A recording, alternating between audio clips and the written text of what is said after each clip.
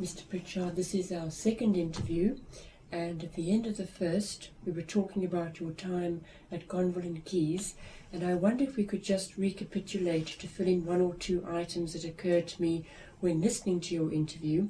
And first of all, with regard to your career, was there anything about your father or your mother's occupation which had a bearing upon the path that you ultimately chose? I don't think so. Three of your brothers, three of you yes. were lawyers. Dad was not himself a lawyer. He served in the First World War as in the ranks in the First World War from the first day to the last. He and then just was almost first a commercial traveller and then a sort of a manager of a paper printing firm. We had a lawyer in a great uncle but I don't think there was any particular tradition of lawyers in the family. It really just so happened, as I say, that my great uncle was a lawyer, and we therefore sort of tended to think about it. But in fact, I suppose we were just looking for something to read at the university, because Dad and Mum were very keen to go that we should go up to the university, and we'd done sufficiently well at school that they thought so too. And Oxford and Cambridge were not really feasible. King's London we went to, and as I say, Professor Harold Potter was extraordinarily helpful. He took me in, and then, as it were, almost naturally gravitated that my elder brother, who was actually still serving in the Navy out in the Far East, so when he was demobbed a year later, he followed me, and then 3 years after that, that's 4 years after me, my youngest brother, we all did rather well and stayed in the law.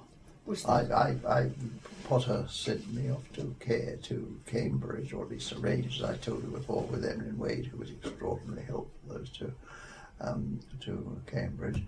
My elder brother went into a firm of solicitors. He referred to, as it were, actual practice, and he went into a firm and ultimately became the senior partner of it. And then, in fact, I suppose when the then senior partner, or one of the partners, had retired, he and McGarry asked my brother, this is much later, of course, many years later, to take over the treasurership of the Selden Society, by which I was already a member, so that it, as it were, family connection came back there. My youngest brother, who was in some ways been really the brightest star in the family, and because he was always went to follow me to King's London, and then stayed on and was straight away elected, taken onto the staff there. I think he was still under 20 at the time, or 19, and stayed there, and then went off to Nottingham and stayed the rest of his life at Nottingham, and retired years ago now as Professor of Law at Nottingham. But he, for a while, the youngest one and the other one, had much the same sort of career and had many of the same teachers as what I did, and we both had the same respect and veneration for the same ones, generally speaking. Yeah, Alan, being 4 years ago after me, had slightly different ones because more members of the staff and more teachers had come back after the war by that time. But that's interesting. Yes. But so the law, as it were, doesn't really go back behind us. See, my eldest brother, who had actually almost really started work before the war, but was taken up as a territorial, he was TF from Munich onwards.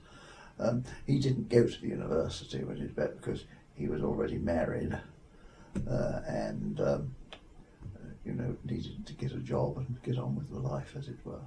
Yes. So he wasn't a lawyer at all, but the three others have been, as it were. So,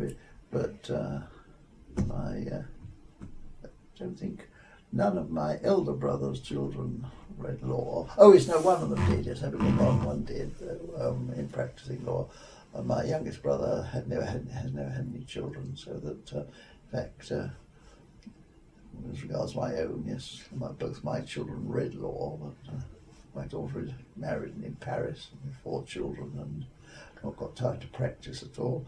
And my other brother has moved from, my other son, Mark, has moved, did read law for a while, but has in fact gone from classics to Oriental, to Chinese, and then from Chinese to law, and then from law he went into the Foreign Office, and then on from there into, but returned and gave it all up. He didn't like the Foreign Office greatly, the work he had in the Foreign Office, and came back and turned to computer. So he came back to St John's, where he was an undergraduate.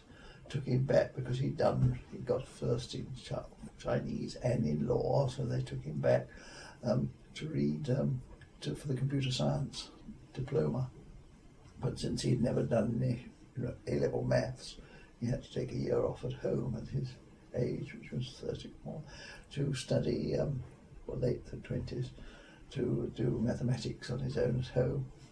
They took him in computer science. He's a computer scientist now out in Silicon Valley in California. But so the law, as it were, there isn't any law left, as it were, except that both Ruth and Mark, my children, are, if you like, certainly able to enjoy points of law. Yes. Oh, I should say my daughter is married to a French advocate in Paris, so that the, as it were, legal connection is a rather remote one now. But that was, so it really all started with Harry Potter. I think enthused all myself and my 2 brothers with the law, and gave us a lasting love of the law. And then, as I say, we were taught by people like Jolovitz, the father Jolovitz, and Lambert Williams. So Professor Potter was a very important mentor. Oh yes. He was not an easy lecturer, and he was not, but he had a sort of a love of the common law, which was really quite striking, very striking indeed. And he lived, of course, near Cambridge, and had close links with people in Cambridge. So, yes, but that's. You had a year off from 1952 to 3 when you practiced in the Chancery Division. Yes. Well, it wasn't really a year off. I still had to do all the teaching devotional studies. There were 50 of them, or about 50 of them. So it wasn't entirely time off. It was but time away from Cambridge during the week. Yes, but not actually. I never went to court. I was only in those days an article clerk in Upjohn's chambers. But Upjohn went to the bench very soon after I got there, and Bathurst became head of chambers. But in fact, the chambers were really crucially known as it were, John Brunyates. Right. So he was a very distinguished academic. He'd been a fellow of Trinity. And you fell under him. He was very good. Yes. To be honest, I wish I'd known a bit more. Nowadays, when I'm being pestered in college with problems of charity and Charities Act and then as it were, the charitable nature of a college, all of which is perplexing the colleges at the moment, because we're very curious institutions. We are corporations and not just purely trusts. But I wish I'd had known more of the questions to ask John Brunyate, because he was the great expert on charity. He'd written on charity, his book on charity. But it was a most enjoyable year in chambers, and I'm quite sure I would have enjoyed life there. Yes. In fact, it brought back very happy memories, as I told you when I will tell you later in fuller. I went back there after I was called back there, 40 years later, and 45 years later, to help with the legal history case at the same chambers, 4 stone buildings. So I got to know Lincoln's Inn. Physically speaking, though I was a member of Gray's, like all Harold Potter's pupils.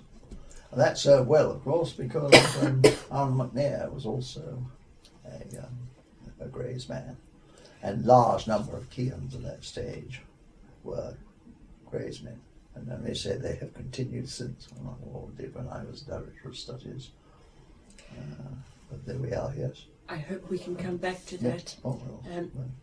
This brings us then to the point that we reached in your first interview, and this was your time as your teaching fellowship at Gonville Caius, and there were some scholars and colleagues that I didn't ask you about, Mr Prichard, so I wonder if we could just come back first of all to T.E. Lewis, who was the librarian. Tell, as we called him. Tell. Yes. Ellis Lewis, yes. He was, again, he had been, I think, I'm reasonably sure, he'd been a graduate of Aberystwyth in Wales, like many of the Welsh lawyers. They came up to Cambridge, as Glanville Williams did later, but others too had come up. And he stayed in Cambridge as a fellow of Trinity Hall, and he acted as librarian, and he also taught lectures very largely. Yes. But he was, of course, the Squire Law Librarian at that stage was a very much part-time job. There were only 3 members of there was a member of the staff, the faculty teaching staff, Ellis Lewis, who was the librarian throughout the time I was there. In fact, remained the last of the, I might call lay librarians, with 2 assistants under him, just Staines, who some of us will remember, and Ted Hill. But they did it all with a cleaner to help to clean there was a cleaner who cleaned all the law rooms and the library, and prepared the tea at 11 o'clock. And then there was Miss Suckling, who was the secretary down in the little office downstairs. But that was the sole, as it were, administration of the faculty. Yes. There's not. Yes, I mean he really was well known. He was a teacher. He was much loved in Trinity Hall. I don't mean by that he wasn't loved elsewhere, but he was very much a very strong college man, as it were. And yes. Willie Steiner arrived I can't during remember this particularly. period. He took over from, he became the first effectively full-time librarian. 1958 to Was it 68. 58 to 68. To 68. Yes, 68. I remember that because it'll overlap with much of his time overlapped with what I'll come on to, which is in the 60s when I was secretary of the faculty. Yes. But that's in 60 years. But so Willie Steiner, well, I mean, it leads into drift into that. But if there are others, no, I got to know Willie pretty well, of course, because it was my fate in the 60s to become secretary, I think it's over with the faculty board, and that was a 3-year stint, and I needed sabbatical leave at the end, and I think it was 65, 64, 60, either 64, 65 or 65, so a bit about 65 I took sabbatical leave, and at the end, as I say, I had to come back for, they asked me back for another term, so I think I'm probably about the only one who's done 6 years effectively as secretary. And not a very, I may say, not an easy time for the following, not because of colleagues and this, they were delightful, excellent people.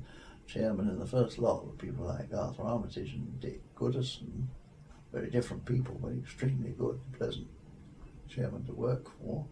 And the second one, Glanville Williams, was even better, as it were. But in the second half particularly, I have to say it was difficult because the faculty had recognised that in fact it was just an impossible burden for a secretary, even though we really worked entirely, as I mentioned last time, from a brilliant set of notes left which had been started by John Thornley and then elaborated and put into meticulous order by Mickey Dias, but which made without which I couldn't have done the secretaryship. You couldn't do that in 12 hours, college teaching and university unless you had this thing which effectively told you more or less what you had to do each week of full term and what had to be done by the end of full term. But it had become, the whole thing had become really out of hand because of government requirements and the rest. But by the time I came back, the faculty and the university had recognised they must have a full-time, almost secretary of the faculty, and they had got somebody who, at least they appointed somebody very charming, Colonel Farrow, who was retiring from the army, but of course he needed training, and so that in my second time it was very much training Colonel Farrow, to take over full time, but quite a number of chores, like, as I think I mentioned last time, doing all the income tax returns and things like this. Really. But the organising with the chairman, almost exclusive responsibility for the lecture timetable. But it wasn't that really that made it a very frustrating or difficult task in the second period, particularly. The first period was easier, was better, and a lot of work because, in fact, one was doing it, learning from scratch. The second one was frustrating because by that time the faculty were very much under pressure from the administration for space, and it was an almost perpetual battle to try and preserve lecture rooms and keep lecture rooms. And we lost them we lost the room 3. Yes, I gathered a real... Scandalously, we were promised if we would give it up for a few years. It was a lovely lecture room. Virtually nobody now will remember the lecture room. It was a lovely long lecture room with the Regius Professor's chair as well at the end of it. Beautiful lecture room with those lovely old lecture benches where you turn down the rest as well. So the desk part broke into 2 parts. It was all solid oak. The whole thing had been put in before the war. But it was borrowed because the university said it had a temporary need for computer rooms until the computer staff could be housed at distance, because they said the great thing about computers and computer staff is, and electronic staff, is that they can be housed at distance out of places like Barton or distance. This temporary need, of course, is still there, as it were, as you might expect. Yes. Room 3 is still never came back, and the computer staff never moved out of it, but it was first that room, then it was room 4, they'd been losing, all of which were crucially important because you had to try and fit lectures elsewhere. We got in exchange the East room, which had to be converted into a lecture room, great big grand room, and it was actually a very attractive. I remember this lecturing on land law so much. It was quite an attractive room to lecture in. I can still remember enjoying lecturing on things like perpetuities with a nice large modern style blackboard to explain perpetuity. And then the student sit-in, which came to us at the end of virtually the end of my time, effectively ruined the room, and curiously enough the loudspeaker system was never the same afterwards. And we got it, after these sit-ins. It was the first of the 1968 sit-in type things, and it was never really liked or attractive after that. And we also lost in time. We lost room 6, but that also, as it were, can't remember the precise dates, overlapped with the moving out of history and the Seeley Library from downstairs, and the extension of the Squire, the expansion of the Squire into the downstairs as well as the upstairs, which of course completely changed almost you might say the staff needed for the amount of staff needed for the supervision of the library, because they're 2 completely different floors. But by that time, we still have, although he's reaching at last the end of his time, Peter Savada, of course, came just about in my last year. I remember he came just when I was finishing as secretary. But he's the longest serving of the, as it were. And of course, Willie went, and we had a series of other sort of Squire Law Librarians. I think it was Gordon Hughes followed him. Gordon had been had been there from there fairly early on with Squires. Yes. Gordon Hughes, who was a long-serving one, but he wasn't very well. He was ill even by that time. And I'm not sure how long he lasted, but then there was Major, wasn't there? That's right. Yes. 1968 to 70. Yes, but for 1 year before that, we had, wasn't it a year before that, wasn't it, rather than after, John Baker was there for a year. That's right. I forget what year that was. 71 to 3. Yes, I remember that, yes, because Clive Parry was, in fact, I was no longer secretary, but I was brought in for things like that because I had been secretary at the time. And I remember that it was the only post that we could make available for John to bring him to Cambridge, and so he became librarian. He spoke about that. We were quite converted that he would not stay as librarian. As soon as a post was available, he would get it, and of course he did. And so it was really quite remarkable, that period. Yes. Do you have memories of him going back to the early 70s? Oh, well, I mean, as librarian, and yes, but from the beginning, of course, it was the inimitable John. I mean, but of course, he liked that. The post suited him in a way because he is very much attached to literature of the past and those. So that he was superb in that way. Mm. But of course, I think he found it naturally distracting. He also had to sort of get the latest periodicals and this and that, and totally different subjects, which have nothing to do with legal history.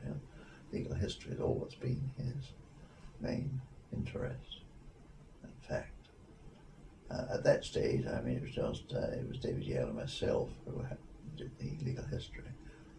Though I was even more probably landed with the landlord at the time. Yes. Yes. Oh yes. But yes. So John's coming was a great time, as it were. Yes. Yes. I sensed from listening to your first interview that there was this constant war of attrition between the old schools. Not early on, not in the 50s. It really started in the 60s. When you were in the... When I was secretary, yes. and afterwards. Yes. 60s, and it carried on thereafter almost endlessly. Yes. I should say that I wasn't directly or very much concerned with the faculty in the middle 70s. The first half of the 70s I was still very much. The second half, I was a bit distracted by the fact that I was Vice Marshal President of the college, which was a fairly...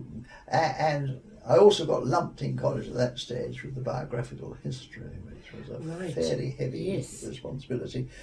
So that I wasn't I didn't serve much on the faculty board or anything, but I think I'm right in saying that it was continued to be a sort of war of attrition. A pleasant one, but nevertheless, it was very much that they were determined to stay in the law faculty, in the old schools, and we had nowhere else to go. And it wasn't so much... I think we were still there largely in the 70s, but lecture rooms, bit by bit, were being sort of gobbled up or squeezed out, and in the end we lost even room 6, for instance, of the library. But it all meant lectures became had to be, instead of being at standard time, are scattered all over the hours of the day. Yes. But going back just a little bit, you see, I do remember when it had started, when Glanville Williams, not that, he also had, was lumped with this problem of the accommodation. And at that stage there was still a question of trying to get back criminology, which was now into that building in West Road. Was it 9 West Road? And 7 West Road, wasn't it?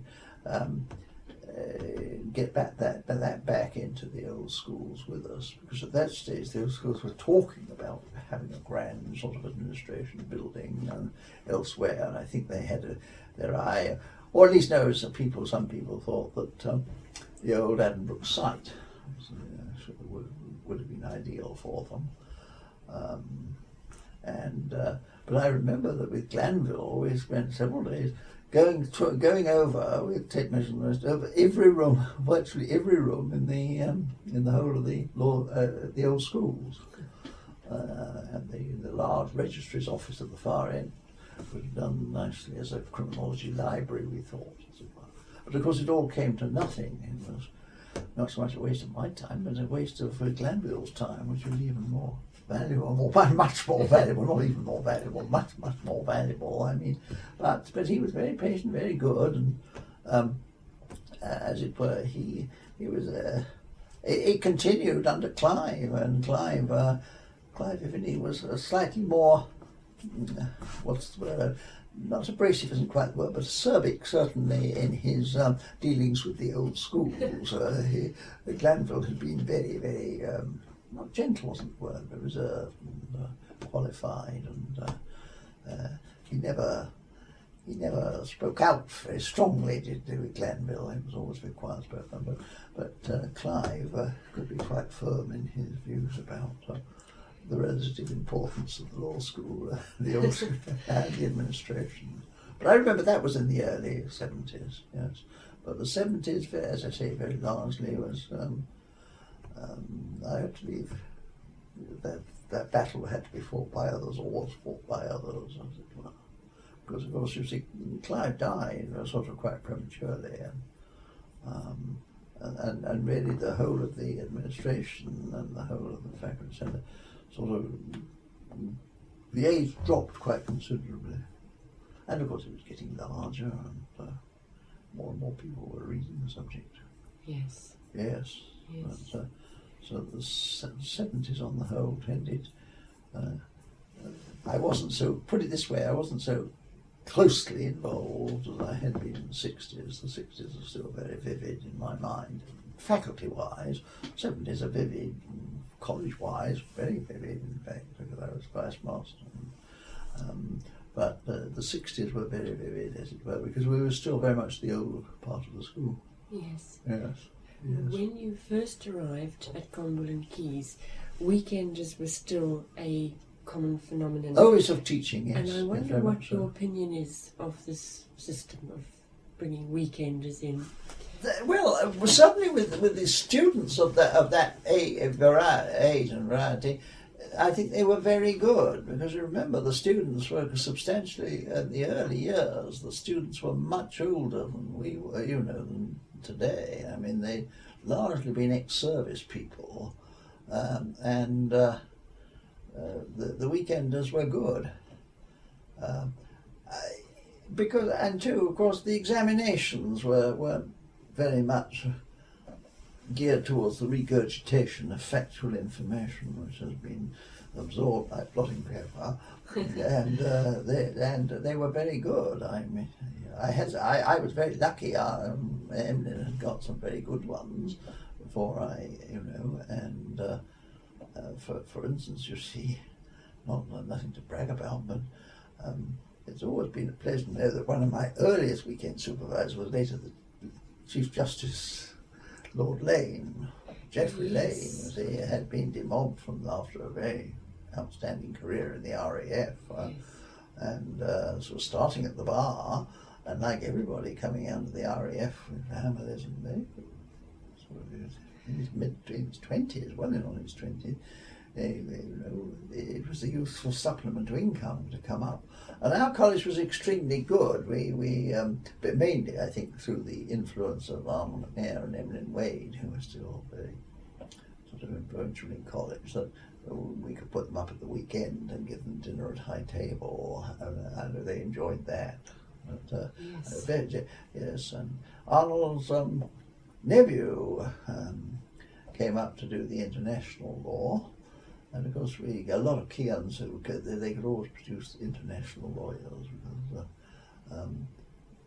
the legal advisors of the Foreign Office tended all to be sort of very much sort of one of McNair's, as it were, disciples, and had been taught by who, because he was by that time the world famous international lawyer. Yes. But I also was very lucky to have as a weekend supervisor, able to have up Bob McCrindle, who had actually been with me in London after the war as a very bright Bob McCrindle, and he came up to be a supervisor. And they stayed on. They actually, the weekenders continued to be extremely useful, because although, as it were, in the mid 50s, I began to get help first from Robin Cook when he was our research fellow, and then at the end of the 50s and the beginning of the 60s, Len Seeley joined, you see. So Len and myself were then there all the time. By that time, of course, Robin had returned to New Zealand. But weekenders could still be very useful about that time. For instance, we used as weekenders, at least I used as weekenders, Mark Potter, the son of Harold Potter, who had come to Keys. I made sure that when he came to Cambridge, he was coming to Keys. And Mark was a supervisor, and very much liked. It depended on the subject, but in a subject like criminal law, weekenders were good people to have, because they knew what they were talking about, and they introduced sense rather and he was always an extremely popular supervisor, was Mark. So there were weekend supervisors, and we carried on in the early, Peter Cowell and Edward Davidson and quite a number. So the two of us were able to keep a fairly large law faculty in the college going. That was before we had expanded, we'll talk about midway, which was before we started to use the TAP fund, which is a rather special fund for rather valuable funding in Cambridge, in college, which was half for law and half for other things, and so that we had a helpful amount of money.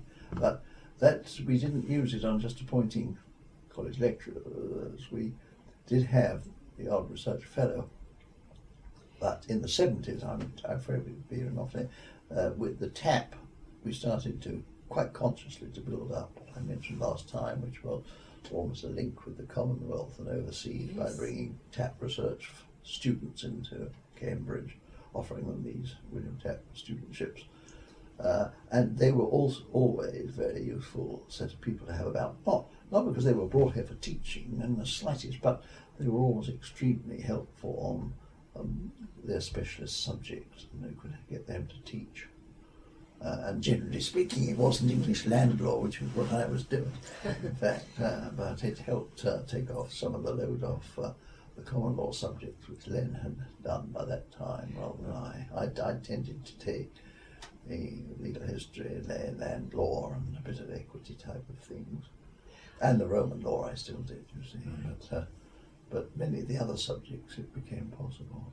I was going to ask you about Len Seeley, who was one of the later arrivees. Well, yes, he came in 1960. In 1960, the faculty, he'd come in 1959, he'd been elected but he'd been a research student of the college. Oh. I admitted him as he was a research student, and he took his PhD.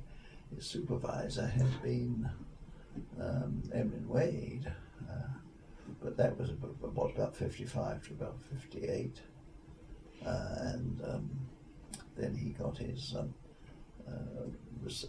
research fellowship, and almost straight away he got a research fellowship, I remember, but almost very quickly, soon thereafter, we needed him as a teaching fellow, and he got a university post too.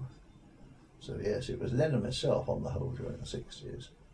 We did have as I say, a few research students to help. We still had weekenders in the earlier part, but they tended to drop out about, weekenders tended to drop out about halfway through the 60s.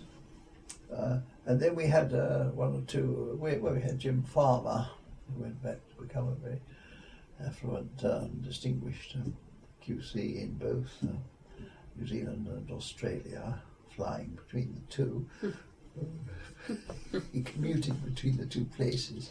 Yes, but he was in the 60s. He was in the late 60s, Jim Farmer. But apart from that, it was Len and myself, rather a lot of, Yes. For many years, until the 70s. Someone else from that period, not from Gonville Caius, but from Queens, who arrived in 1961 was Derek Bowett. Oh yes, yes. He didn't really overlap with me. He had been, I think, he'd done it in his LLB back years before, but then he'd been off to, been away at Manchester, hadn't he? Yes. Right. I met him, I think, when I examined a bit at Manchester. Yes, he came back then. He was international law. He did some teaching for me, and I did some teaching for him. But yes, he was effectively by himself, because by that time I think Arthur Armitage was president of Queen's and acting as vice chancellor, and very dynamic in the university. Yes, yes. But yes, Derek was back by that time. Yes. Yeah. And someone else you may recall, Mr Prichard, was Gareth Jones. Oh yes. Yes, Gareth had come a little. I forget what time Gareth came. 1961. 61, yes. He curious enough, Gareth had actually been at King's London as an undergraduate. At the same year, I was a contemporary of my youngest brother, Alan, who was the one who stayed on there as a lecturer and then went off. And Gareth had come up to Cambridge on something similar, the same sort of route as I had, but not quite, which is he came up as an affiliated student. But whereas I'd done the LLB, he went back and did the Tripos, which I hadn't done. I'd gone straight to the LLB, so in his first year he did the Tripos, and so he got a bit, if you like, of the experience of the Cambridge supervision system, which we hadn't really had. We'd had larger, sort of 8 to 10 group tutorials in London. And he, yes, Jack Hampson was the one who very much brought him to Jack Hampson. He had been down in London, I think, as a lecturer. And I remember Jack saying to me there was a very lively Welshman that he was anxious to get him up to Trinity. And so he got to Trinity about that time, yes. I remember that, yes. I remember Gareth. I remember Jack telling me, very lively young, very attractive young Welshman. I remember Jack told me this, and it was Gareth, as it were, yes. So Gareth arrived about that time in the faculty, yes. Very interesting. I'd like to interview him as well. Oh yes. Yes. You can, yes. Yes. Yeah. Yes. Very interesting. But yes, Gareth was at Trinity. Of course, Trinity by that time had long had two. Had Tony Weir and Ellie. Though Ellie, of course, I think by this time was not overwhelmed with, but full of London practice and the rest. Tony had done practice in London a bit, but he became much more sort of the academic, whereas Ellie was always, as it were, both academic and practitioner. Jetting in a off successful way. Glamorous places. Ellie jetting off to glamorous places, taking phone calls from far-flung. In the middle of supervision and things, yes. Oh yes, no, Ellie was, but they were both there, and of course Gareth joined them there, because Bill left. Bill Wade had left. Bill Wade had been the big man at Trinity, and so was Jack. You see, but Jack Hampson had become professor and wasn't able to teach in those days, and Bill, who was the great star of the faculty in the early 50s, was snatched off to Oxford, for a professorship at Oxford, and Gareth came in to help fill, because Trinity had a large number of lawyers, to teach. So he joined the other two also. Yes. Very but interesting. we had two lawyers. We had two, and Trinity had at least 3. And of course Tony Weir joined later, but that's later. Do you remember? St John's had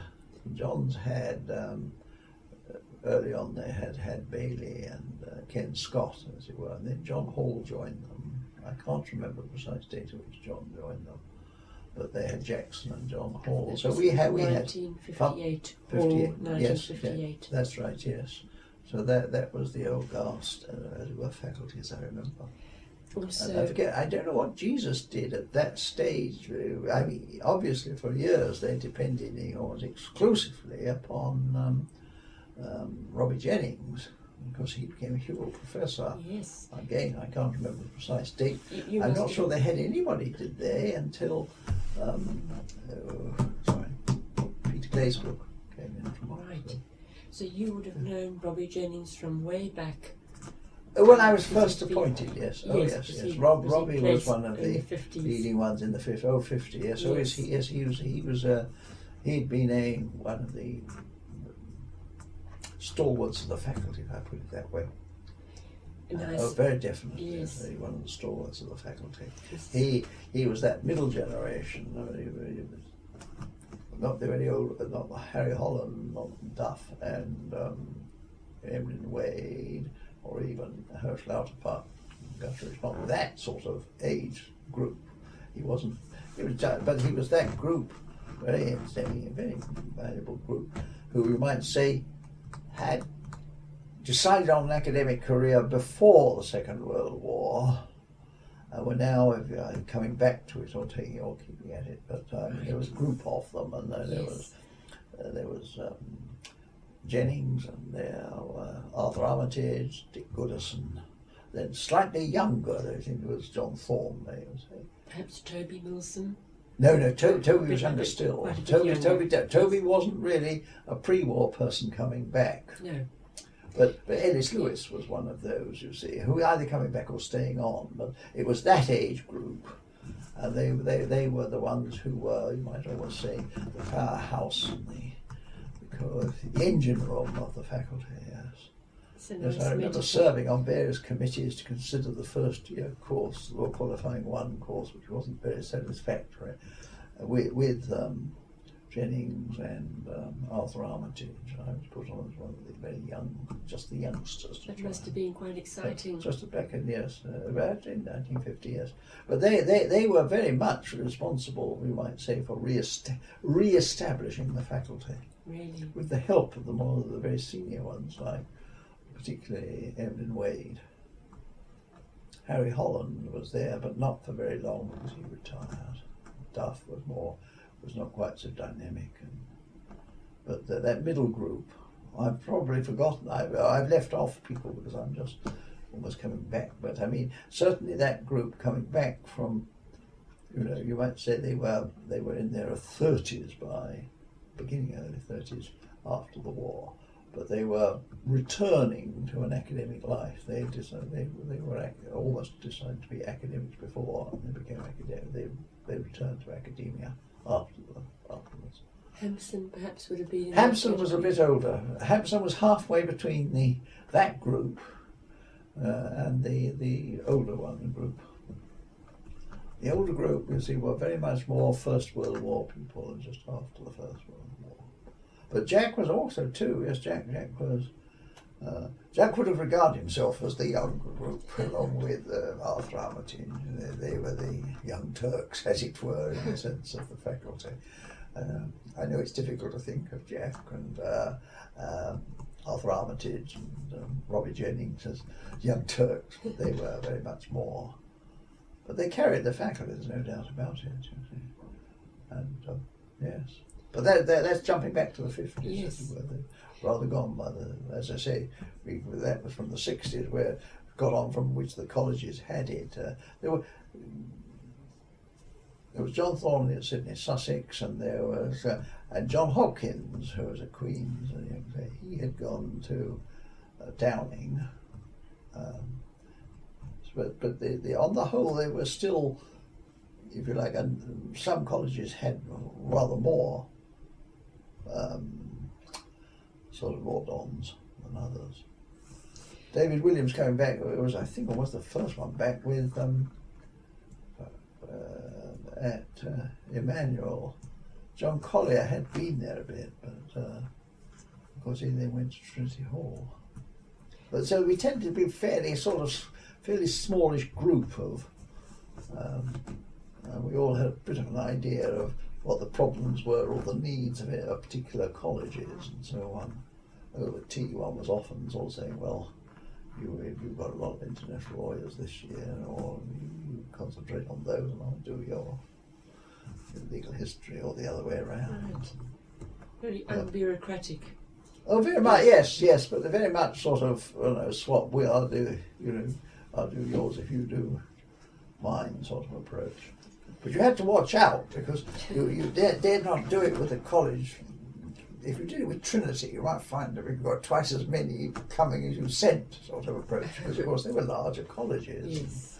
And it wasn't it was a very much a fairly easy going. It wasn't, I will do 6 of yours if you will do 6 of mine. I mean, it was very much more, I will do your land law if you will do my international. And you do it, and that was the basis. It wasn't a very commercial arrangement by a certain number of people or a certain number of hours. I mean, it was all, you just fitted them in. Very interesting. It was a very friendly group, I think. A friendly bunch. Yes. Gosh. Yes. But that was his. Someone else I wouldn't like us to forget is Colin Turpin, who came Oh yes, in Colin had come back. 1961. Colin came back. Yes. Colin, I got to know Colin a little bit because he was one of the pupil. Well, not pupil, but one of those attending my somewhat embarrassingly unintellectual lectures on comparison of English and Roman law. On, as I say, it was first of all transfer of movables, and then it became negligence of English and Roman law. I think it had changed to negligence of English and Roman law by the time Colin came. But he of course, was a most polite and friendly and pleasant person. He knew a good deal more Roman law than I did, coming as he did from Roman Dutch background. Yes. But he was always very polite and allowed me to finish my lectures without too much embarrassment. But, You're too modest. but don't forget, I wasn't a common lawyer. Negligence wasn't my subject, and nor was and Roman law. Although I'd been taught extraordinarily well, it was on a 1-year course. Whereas in Cambridge, you say this was a postgraduate course, and Roman law had been taught. You did 2 years Roman law before you ever got the LLB. Yes.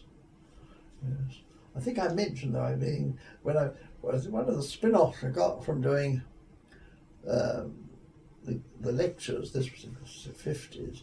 Lectures of the LLB on negligence in English and Roman law was I came to regard actually a book which I would not otherwise have appreciated, but which I think I mentioned, or if I didn't, I should know. I still think is the best book. Quite remarkable piece of work by Glanville Williams, who, when he had to do tort in London, had to struggle with a subject which at that stage was extremely vague and difficult, which was joint responsibility, joint torts, and which went over with contributory negligence. And, although a good deal had been written on contributory negligence by Winfield, very little was really done about joint torts and their relationship. And I still remember staggeringly the amount of amazement finding all the ideas in Glanville Williams' book on joint torts and contributory negligence. Nobody thinks about that, but I still think, I think I mentioned before, that just as Glanville Williams' Liability for Animals is the most superb PhD ever written, so I think that his book on joint torts and contributory negligence, which he only did one edition of because he moved from that to come to criminal law, is a much not underrated book, because it's not underrated, but it's lost sight of with his other work. But thank you for it mentioning was that. quite remarkable. He could have been a quite remarkable tort lawyer, even though he became almost exclusively a criminal lawyer and criminology. That is very interesting. Sorry, that's That is entirely an extremely interruption. interesting. No, that is absolutely fascinating. Yes. But I don't know whether others do, but I do. I still vividly remember first coming and reading that and finding that it tackled various problems which the Romans had to tackle about joint liability. Where Kurt had been able to help me a bit, because Kurt Lipstein, when he had been a student in Germany, his subject had been joint liability. Is that Oh so? yes, I remember we used to talk about it. But I'm afraid what we talked about now is all lost in the past. So, however, yes. But that was jumping back to the 50s, but as I know you're interested in members of the faculty rather than anything else. It's very interested in everything. Back. Yeah. Fascinating. But yes, but the 70s, as I say, which we're on, I didn't really, bit by bit, of course, the older ones had, those young Turks had become, as it were, rather the elder citizens of the senior citizens of the faculty, and there were far more younger ones, and it was spreading out. But also, too, as I say, the faculty had started to have this problem of trying to remain cohesive when it was physically being scattered all over the place. There were fewer and fewer people who would be lecturing, 10 to 11 or 11 to 12 in the old schools, in the actual law lecture rooms. There were fewer and fewer of the lecture rooms. So that tea had ceased to be that very much a meeting place at the witching hour of 11 o'clock in the morning. And also too, the habits had changed, and the younger generation were not willing to put up with the rather stewed tea that they got when they arrived at about 10 past 11 or something like this, and they'd gone off to have coffee upstairs in the Regent House, the combination room, university combination room, which was very conveniently situated halfway between the ground floor and the upstairs, and the Squire Law Library upstairs. So, but the faculty, no doubt, had become physically much more scattered than it had been. But that's inevitable. It's not the fault of the faculty. It was the fault of lecture. Well, of the fact that there was more teaching to be done in the colleges. More colleges had dons, and they were further more remote. And they were further distant. In the old days, you see, Jesus College had been a really incredibly remote place, you see, and we were always very glad that Robbie Jennings would make his way in from Jesus. But of course we then got other colleges which were just equally scattered and distant. Do you think, Mr Prichard, that this preference for coffee contributed to the, if you like, the decentralisation of the faculty? No, not really. No, it rather tended to break. There were some of us who continued to go downstairs to the tea, and that tended to be slightly older. The young Turks, who are now no longer young Turks, but they tended to go down there.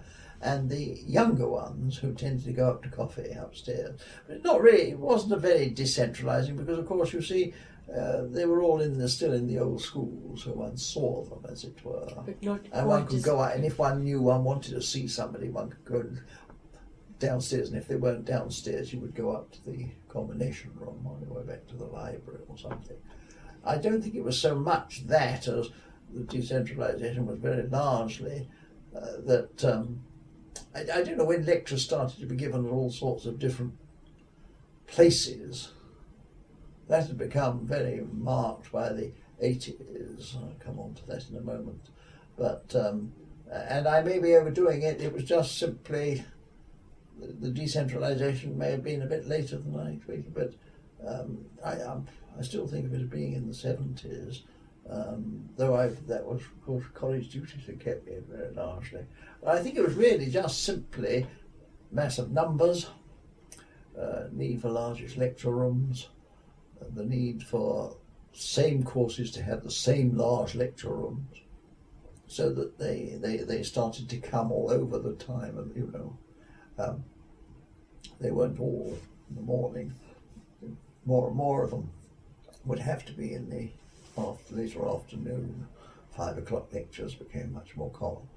Still not 2 to 4 on the whole, or 2 to 5, but with lectures going to 5, it meant the supervisions would tend to have to be taken in the mornings now, whereas in the 50s, and I would assume the early 60s, it would be unusual to supervise in the mornings. Most supervisions would have been done 5 to 6, 6 to 7 before the undergraduate would go to hall. But of course, by the 70s and certainly the 80s, this was totally changed. You had to fit in supervisions, and supervisions had to fit into lectures and lecture time. And that was becoming extremely difficult with the increasing, as it were, complexity of the tripos. As more people, as student A might be doing subjects 1, 2 and 3, and student B, who's got to be possibly supervised, is doing subjects 2, 7 or 8 or something of this sort. It became very difficult, and you had to fit them in all sorts of hours, so that it'd be, supervision became a business of being slotted into particular times. I think some of the older ones of us always still like to do it 5 to 6, 6 to 7, but it wasn't easy, and it became more and more difficult. I don't know what it's done now, but I do see I think sometimes late afternoon supervisions. Oh, it's still useful, yes. 5 o'clock, you'll see a group. Yes. But there are lectures, I think, out there, But in those days, there would never be any lectures. Well, added to that pressure on lecture, of course, too, was that Saturday dropped out of being a lecture timetable. There had been 4 hours in which you could fit in lectures. Now, I know we only fitted in, if possible, the less popular lectures, or the lectures on which somebody came up to from London to lecture. But when Saturday morning ceased, of course, they've all got to be squeezed in elsewhere. And criminology by that time was over on this side of the river, on the Civic Avenue site, and that one also had lectures, and so was a very important part of the tripos, where it hadn't been, of course. Criminology hadn't existed as a subject in the tripos in the 50s, but by the 60s and certainly the 70s, it was an important part. And so that one also had to be fitted in, and people had to come over here, or I think, but I may be overdoing it, pleading. It's very, it's not one of those subjects where one's done a scientific study of it, but it became less sort of closely knit. That's my impression. But of course, I was getting older, so that, as it were, one has to remember that one is judging it through eyes that are getting older, and naturally. But I think nobody would doubt that there was a substantial difference between the faculty, both in size and the cohesiveness in, say, the 50s and the 70s. And by the time we come on to the 80s, it was very much more marked, the middle 80s. But Mr. Prichard, you were the president of Gonville Caius. I was president for 4 years. And what are your outstanding memories of this? Well, of what? Of being president? Of being president. And could I ask you the dates? Well, they coincided with the first 4 years of Bill Wade's mastership. I became president just a little while before 6 months before, 4 months before he became master of the college. I suppose I had a fairly dominant part to play in the college. The president did, because the master was coming in from outside, and he was a very busy academic. He didn't neglect the mastership, but he was very adamant that he wanted to remain as an academic, and he did, of course. And very soon afterwards, he was persuaded to take the Ralph Ball chair.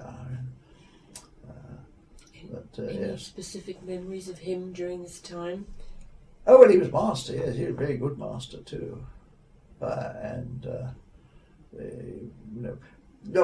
outstanding thing was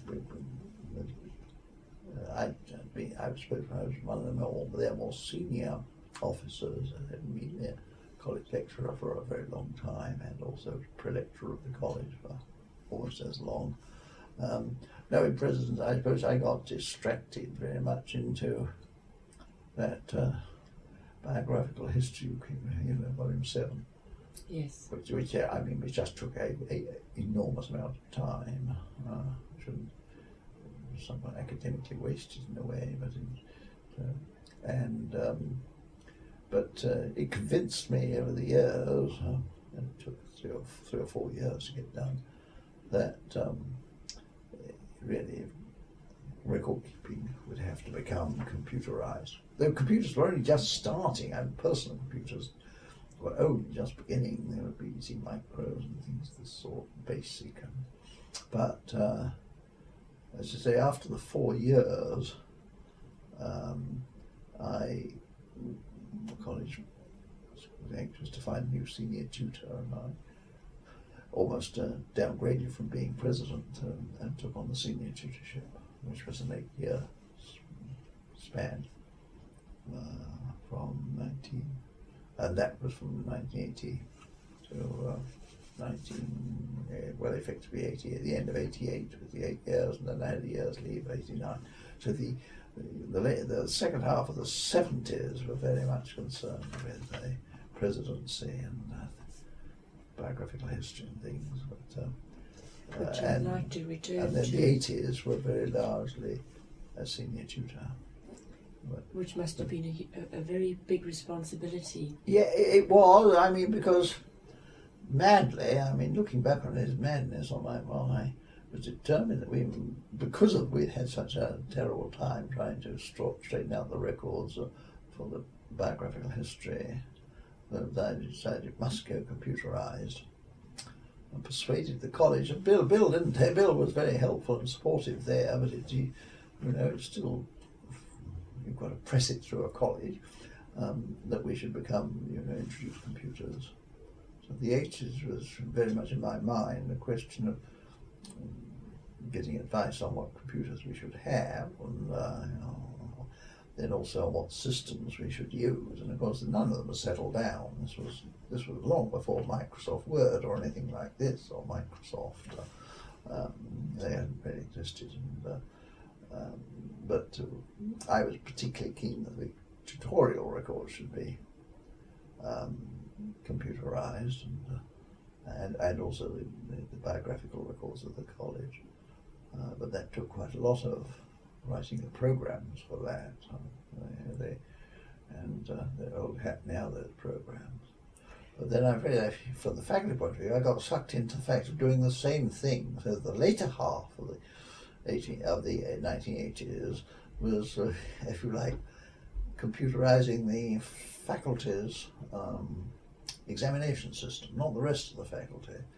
And this coincided, and this is where the faculty, I still think, that coincided really with the way in which it coincided with the time when the faculty administration was finally pushed out of the old schools by the administration, and the secretary of the administrative secretary had to go down to the old syndics building, which is down, by the Pitt Press, Free School Lane, not Free Schools Lane, Mill Lane, and there, and some lectures got pushed down there, so that one was running between at least those places, and also lecturing and things, including that examination. And the administration depended very largely on I think the invaluable services of 3 members, and I'm not running down anybody since or anything. They were from the highest regard, but the faculty owes an enormous amount to 3 of them. Just they are the ones I happen to know, which was Caroline Forsell, who was having to, if you like, run it from her office down in the old syndics building, even though she was also very much concerned with the Squire Law Library and organising lectures, some of which still took place in the old schools, but others took place in the Press Syndic site, and others took place all over in the Mill Lane lecture rooms.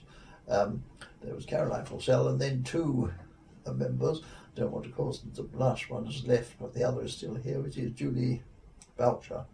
Julie is still here, and Julie came, and Linda Kernow came at the same time, the youngsters, and enthusiastically took up the work of learning computing, so that the 3 of us worked together. All 3 of us worked very much. I would come down most days to try and explain. computing side. Of course, it was largely during the examination period that one sticks in one's mind, because all three of us were anxious to beat every other faculty in getting our examination results out, as well as right. Of course, is still here. Julie is still here. Julie could tell you more about, well, she can tell you a lot about the travails of mastering, finding out what had gone wrong with a particular program when somebody didn't turn up where he should have done in the class list.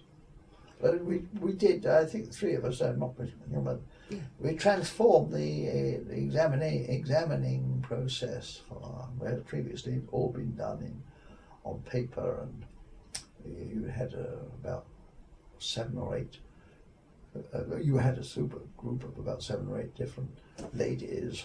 This was going back to the 50s, and the chairman of the examiners would call out the marks, and then each of them would enter them and add them up separately, then call out the results, and if they didn't agree, you had to go back and find out. And of course, they were purely in alphabetical order, so there was nothing was ordered in order of, and you went through them from A's to Z's, as it were. Whereas, of course, once you were able to computerize them, you could type in all the marks, and provided you had the right program and you got it right, you could ensure that they got into their right position and total. And yes. But it's still, I think it is still basically the way that the Tripos examinations are presented to the examiners. But it made a very great difference to the speed in which examination meetings. Tripos meetings used to be, until this was done in the 80s, Tripos meetings were always spread over, each Tripos was always at least 2 days, I mean the actual meetings. But in fact, with the computer program, you could get part 1 and part 2, usually over, certainly the same day, usually in the same morning, or in the early afternoon, so that by the Friday evening, they were all on Friday evening, you could get into the registry, who could then put it up. He didn't have to retype it or anything, it was all type ready for on the following day. We didn't make any mistakes, but I'm sure it would be shocked today, you see, but in fact, the old system had been so complicated and it took so long after the examiners had met to rearrange everything in classes that Harry Holland had devised a wonderful formula where the examiners signed a list which said that the examiners were signing and authorizing the list, which would be, as it were, authenticated by the chairman. So they never met again afterwards. And those were in the old days, because of course, you see, they had put people into their classes from students starting with the letter A to the student going to Z, and they all had to be reshuffled. And if they weren't careful, they came out in the wrong place, as it were, and they did on 1 or 2 occasions, and not when I was, you see. But with the computer program, you could get them all into this group and into the and so that everybody knew exactly how many. There were 161 2 1s and 116 2 2s or something like this, and they didn't have to re-meet. I think now they have to re-meet and see the list and sign it. That was because after I'd ceased, and after Julian, some mistakes were made, and now I think the examiners have to come back. But that's after my time. In the 80s, we didn't actually. We didn't get it wrong, but that was largely, and Julie and Linda Kernow. Linda has left us and gone over to I think is it Robinson College or Lucy Cavendish, I think. And Julie is still very much valued. Pardon? Julie's still very much valued. Oh, absolutely, yes. Yes. Absolutely, yes. Well, yes. See, it was absolutely crucial. I mean, along with Caroline Purcell, and the 3 of them were crucial in the faculty in the 80s. Yes. That is really interesting. Yes. And, but there we are there. So the 80s, in my mind, is still very much a computer decade. Yes. I may say that not that I had the slightest qualifications for computing at all. I had not done any. I had not done any at all. senior tutor, and it was entirely starting from scratch.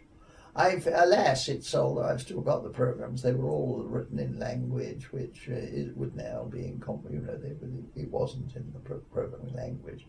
And before I finished, it had really all rather been taken over by Word and Excel and things of this sort. But there we are, that was the 80s. So I was back in the faculty, but in the faculty in a curious, but I did not serve in speaking on the faculty board. I've been chairman of the examiners was more than enough. And of course, it took me mostly trotting between Keys and the old Syndic's site, rather than into the middle. Yes. But, Mr Prichard, you you were active in the Selden Society, and in this regard, did you have much to do with Toby Milson in his time of office? Oh yes, very definitely. But please, I was only sort of on the council of the Selden Society. But yes, Toby was the effectively the literary director. Yes, do you remember? I had him, yes, very much so. Yes. Any recollections, perhaps, of the centenary and the Prince's visit? To not really to the Selden Society. It was mostly, I had to give the Selden Society lecture, which was an agonising business on negligence. Which produced your little pamphlet. Yes, that one. Yes, in fact, I took that simply as a sort of almost a restatement of what I'd done earlier, when I did the one about the emergence of the tort of negligence, which had actually really only developed out of, because I'm not a tort lawyer, and negligence is not my subject, but it had emerged out of the lectures I'd had to give on negligence in English and Roman law. So when they wanted me to do Scotland's Shepherd, the historical side of it, I did the Scotland Shepherd lecture on the emergence of negligence. Toby was an excellent literary director. Yes, and crucially important. Yes, that more or less overlapped with the time when I think my brother started as treasurer. But Toby, of course, bit by bit, it's a terribly heavy job. But Toby, as it were, didn't give way to, but took on and gave way to David Yale. So David was also very strongly. They were literary directors. And then, of course, John Baker took over after that, and has kept going. And great thing about John, of course, is that if he's short of a volume, he'll just produce one off his shelf that he hasn't yet published. So it's very famous with John, that whereas the rest of us were scratching out, not me, but I mean David or Toby would be scratching them in what volume are we going to have for 1976? This was in 1974. What are we going to do with John when John's time came as literary? John has always a vast number of books which he's either written but hasn't yet published. So that I really do remember at Selden Society Council meetings, he said, well, if in fact that one's late and we're not able, I can fill the gap. I've got one. And he used to sort of reduce us to as it were, amused silence. If there was a year in which one of these substantial volumes, I keep on telling them that really a long time. It's really long ago that I should have retired a member of the council, because particularly now that I physically can't get down there. And I've left them with my resignation, so they can replace me when they have somebody they want, as it were. But I shall have to tell them soon they really ought to get around to doing something. Well, just return briefly to Toby Milson. Yep. He took over from Plucknett, and I wondered whether you have any memories of Theodore Plucknett. No, Did I you meet didn't. him? I mean, I met him a bit because he was at he was at London School of Economics when I was an undergraduate after the war, and we had rather grown up with his legislation of Edward I, and he was the great, if you like, iconoclast at that stage on the earlier sort of views, which were very much sort of almost legal history written by lawyers rather than legal history written by historians, or that curious middle ground with legal historians. He'd been rather iconoclastic in pointing out that many of the assumptions that Holdsworth had made were not really valid, but he was very much still a historian, and whereas Toby, who followed him, I don't remember. I mean, I never had anything to do with Plucknett as literary director, but Plucknett, in fact, it was but Toby followed, and Toby was a lawyer by training. He was a natural scientist by sort of originally, but by training he'd been a lawyer and was more a lawyer, and he had more of the lawyer's feel of what were the lawyers thinking about. In other words, their process of thought rather than what actually happened so much. Very much detective work that he was able to build on and I think greatly improve. But Plucknett's work, that's not running Plucknett down at all. No. But yes, no, Toby took over from him and at London, and I think inspired quite a lot of people at London, including John Baker, who attended, who I think John, I mean, I don't, you must ask John, Mm-hmm. but I think John was inspired to take up legal history by Toby's lectures, which I assume at London were much like the ones I remember very vividly and which I told you about last time. Yes. Which are summed up as fun.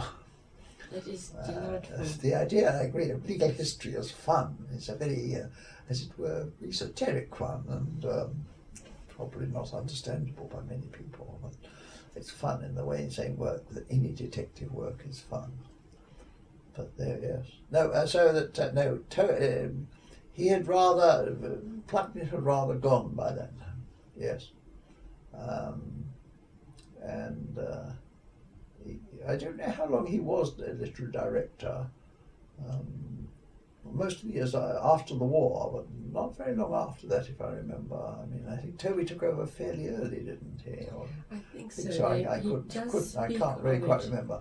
In his interviews, sorry? He does speak of it in his interviews that he, Plucknett did tend to stay in the position for perhaps longer than was desirable. Yes, he did. Yes, but yes.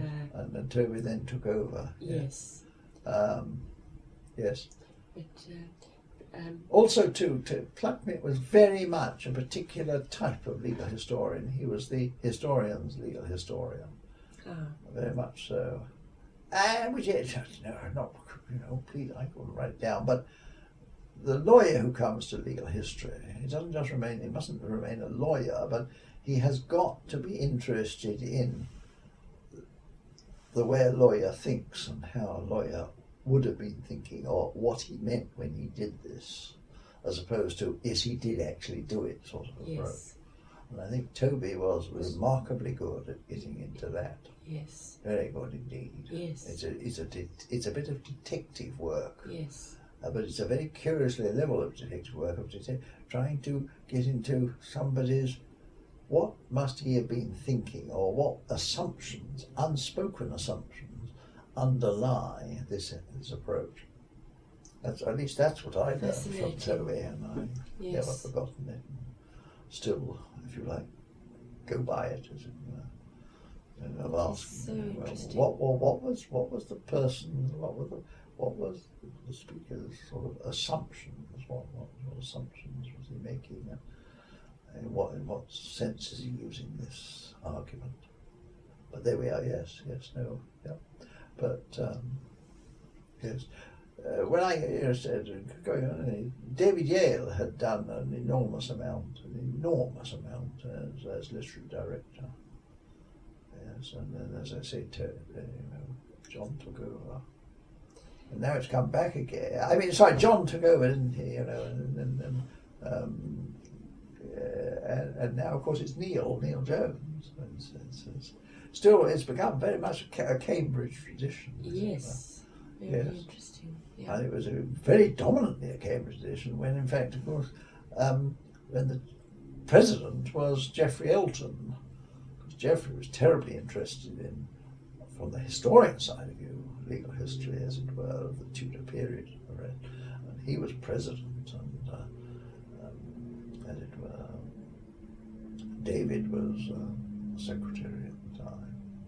But I remember Geoffrey decided that, in fact, in his very dominant way, that since they were of the three officers who always had to meet for meetings, I mean, not just council meetings, but individual meetings, himself and the secretary and the treasurer, whereas they'd always traditionally always been held down in London after 5 o'clock, or usually about 5 o'clock, predominantly because the president had been something like a practicing solicitor or a judge, and 5 o'clock meeting. And also, Geoffrey said, we must have meetings in Cambridge. And I remember my brother was treasurer, and he did point out, and I didn't think anything, that in fact what Geoffrey, it sounded all very good. 2 of the officers live in and work in Cambridge, and therefore, we must have the meeting in Cambridge, and the treasurer will have to come up. But what, as my brother pointed out a little acidly, was what Geoffrey had overlooked was that the treasurer, who was entirely unpaid, was a practicing solicitor. And they have to take off most of a day to travel up to Cambridge, as opposed to, if you like, at the end of the working day in London, slip across to Lincoln's Inn or somewhere for a meeting. Completely changed the job. I mean, I remember my brother said, it's all very well moving meetings to Cambridge, but it does mean, as senior partner, I effectively have to take a day off work, and of course I'm paid. And it didn't last that way. I mean, David Yale, I think, was very conscious of the fact that this was a quite unreasonable burden on the treasurer. I mean, the treasurer of the Solar Society wasn't paid in the slightest, but he was a busy practicing solicitor, and he just took over the accounts and all the rest of the investment. And that didn't last beyond Geoffrey's time, in fact not even but it shows the difference between Geoffrey, who was very impetuous and somewhat decided, and David Yale. David was much more, as it were, appreciative. I remember my brother said that it was an absolute joy to work when David was literary director of the Solar Society.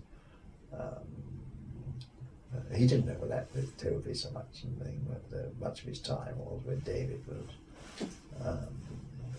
But I just remember that his remark, whether I should mention it now, I don't know, about, that Geoffrey Elton was very much more dominant in that way. Just hadn't really sort of taken the slice. Just hadn't appreciated, or he didn't really give it its weight. No. Yes. Well, but there we are. Yes. Well, I'm so pleased that we've spent so much time covering this period, and I hope that we'll be able to continue next week, Mr Prichard, if you are agreeable. All right. Yes. Because there's still a huge amount, a lot of ground to cover. Your time as editor of the Cambridge Law Journal. Oh yes, your sabbaticals. And also before that, return to Chambers. Return to Chambers. Yes. Yeah, very much so, please. I'll just make a note of that. And then also, I'm fascinated to know more about your, first of all, the biographical activities at Gonville Caius, and then your very important that one, that's a sad story, yes. Yes. Yes. So all the I was Yes. There's no token there, but yes. Yeah, I but was telling you about the scouting ice and go to the field, sort of, which gave me most pleasure was was doing the work on Waterhouse's gig. And I've not left you to that make, one. yes, I've got some. I'm so looking forward to hearing about that. Very, very interesting. And then 2 years. Yes. And the last 2.5, 3 years, Yes. I've been working harder than ever on what looks like becoming a book, or at least a rather long one, much longer than it should have been. In fact, almost looks to me to be 2 volume on the college the 16th century statutes. But that's I'm looking forward to that as well. Yes. And But thank you so much. No. Thank Well, I'll you let you be. very Yes, much. yes. This has been a fascinating account, a fascinating account, a fascinating account, a fascinating account, a fascinating account, a fascinating account, a